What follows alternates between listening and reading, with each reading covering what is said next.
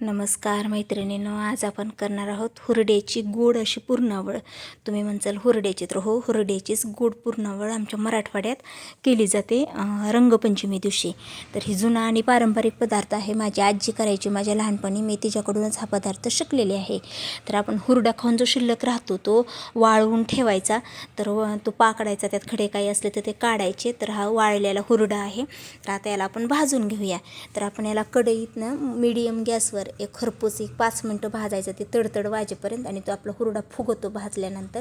तुम्ही पाहू शकतो आता कसा आहे आणि भाजल्यानंतर कसा होतो ते.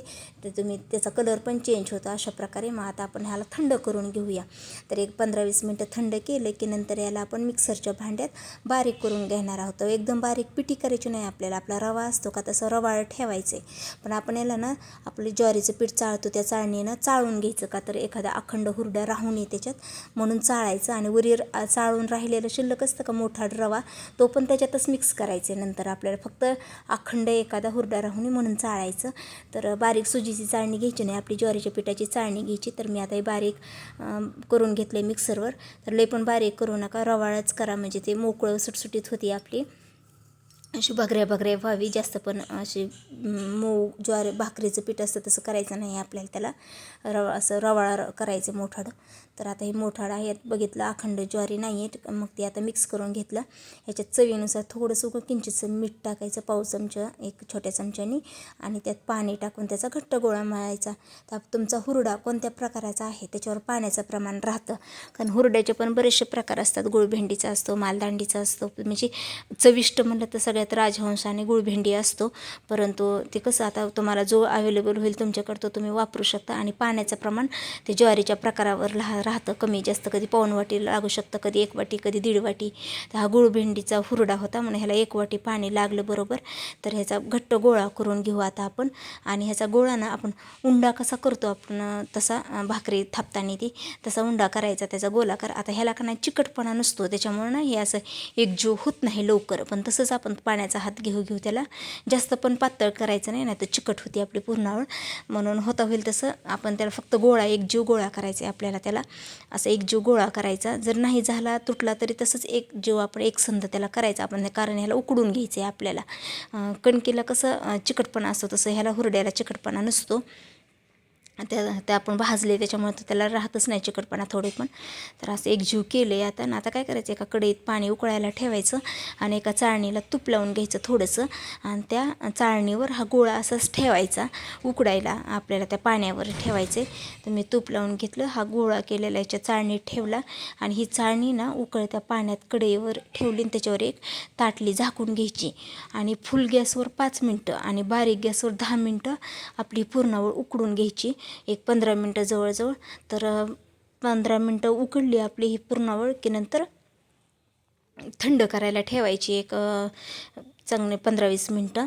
तर आता हे तुम्हाला चिकट वाटेल, गोळा वाटेल एकदम, त्याचा गरम आहे तोपर्यंत. परंतु ते थंड झालं ना असं सुटसुटीत होतं, एकदम मोकळं होतं. आता जरी चिकट वाटत असलं तरी. तर आता ह्याला आपण थंड करायला ठेवूया. एक्स्ट्रा असं पाणी काढून टाकू आपण.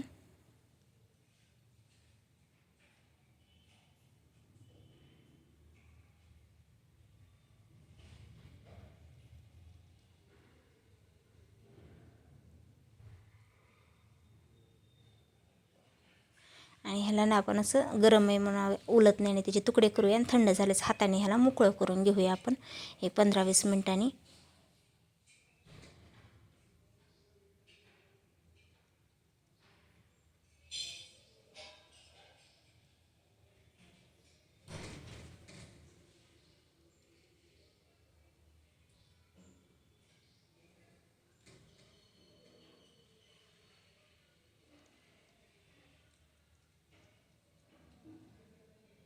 तर मी बारीक करून घेतले. आता याच्यात ना तुम्ही विलायची पावडर, तूप आणि किसलेला गूळ टाकून असे पण मिक्स करून असे पण खाऊ शकता ही पुरणावळ.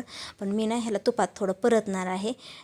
सहज असं मला वाटलं म्हणून, कारण ती तशी ना चिकट होते ना, अशी एकदम मोकळी सुटसुटीत हवी असेल ना तुम्हाला, तर तुम्ही असंच हे थंड झाल्याचंच याच्यात असंच खालीच याच्यात गूळ, विलायची पावडर आणि तूप टाकून थोडंसं 1 चमचाभर तसंच मिक्स करून पण खाऊ शकता. पण मी थोडंसं तुपात त्याला परतणार आहे आणि थंड झाल्यास नंतर त्याच्यात गूळ मिक्स करणार आहे. तर आता थोडं तूप टाकून घेतलं 1 चमचाभर, म्हणजे तुपाचा फ्लेवर यावा म्हणून.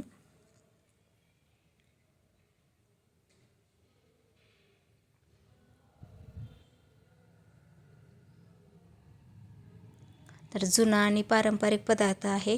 तर आता कोटे कोटे तुमच्या इकडं करतात का ते नक्की कमेंटमध्ये सांगा मला, कारण मला वाटत नाही असं जास्त ठिकाणी हे असेल. आणि यूट्यूबवर पण नाही मी रेसिपी नव्हती, ही माझीच पहिल्यांदा मी अपलोड केलेली आहे 3 वर्षाखाली. आता ही 3री वेळ आहे माझी, मी प्रत्येक वर्षी अपलोड करते ही पुरणावळीची रेसिपी, कारण माझ्या आधी ही रेसिपी यूट्यूबवर कोणीच टाकलेली नाही. त्याच्यामुळं मला वाटते की बहुतेक हा पदार्थ जास्त करून कोणाला माहिती नाही आमच्या मराठवाडा सोडला तर. ही रेसिपी कशी वाटली ती नक्की सांगा. आणि आवडला असेल व्हिडिओ तर व्हिडिओला लाईक करा, शेअर करा आणि कमेंट करा. आणि ज्यांनी माझ्या चॅनलला सबस्क्राईब केलं नाही ना त्यांनी सबस्क्राईब करा. आणि आपलं जे तुपात आपण परतलं का त्यावेळेस थंड झाल्यासच त्याच्यात गूळ मिक्स करा. गरम असताना गूळ मिक्स करू नका, नाहीतर गुळाचं पाणी सुटतं आणि ते पातळ होतं चिकट. तर असं माझं जरा गरमच होती कढई थोडी, मी जरा गडबड केली गूळ टाकायची, कारण मला दुसरे पण कामं होते म्हणून मी उरकण्यासाठी तसं केलं. का तसं काय चिकट होतं फक्त, एवढं काही नाही. पण तुम्हाला ते एकदम मोकळी सुटसुटीत हवी असेल ना तर तुपात परतल्यानंतर ना पूर्ण थंड होऊ द्या, नंतर त्याच्यात विलायची पावडर आणि गूळ मिक्स करा. तर असं जरा चिकट झाले गरम असल्यामुळं गुळाचं पाणी सुटून. तर काही हरकत नाही. तर मग कशी वाटली ही पुरणावळ ते नक्की सांगा. आवडली असेल तर तुम्ही पण रंगपंचमीला नक्की करून पहा. आणि अशा जुन्या आणि पारंपरिक रेसिपी पाहण्यासाठी आपल्या चॅनलला सबस्क्राईब करा. आणि व्हिडिओ आवडले असेल तर व्हिडिओला लाईक करा, शेअर करा. गरम गरम आपण गूळ मिक्स केल्यामुळं ते चिकट झाले, तर पण टेस्टला खूप छान झाले.